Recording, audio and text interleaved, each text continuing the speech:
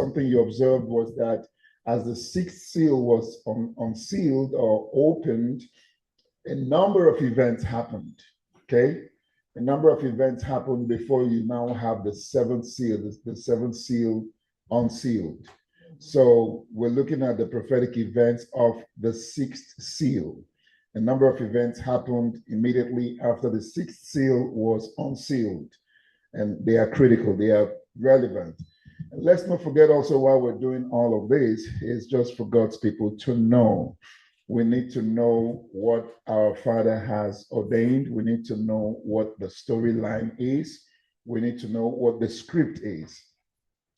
You know, to be ignorant of God's agenda is forgivable, but to not care about God's agenda, that's a problem, especially for believers. It's okay to say, oh, nobody taught me. I didn't know God's plan. I didn't know what God had in mind. I didn't know what God's agenda was because nobody taught me. That's understandable, but for you not to care, you don't care that God has an agenda. You don't care that earth has a story. You don't care that the one who made the heavens and the earth actually has a plan for it, actually has a purpose for which he created these things, actually has a plan and a purpose for which he created you as an individual. You don't care about that? What kind of life is that?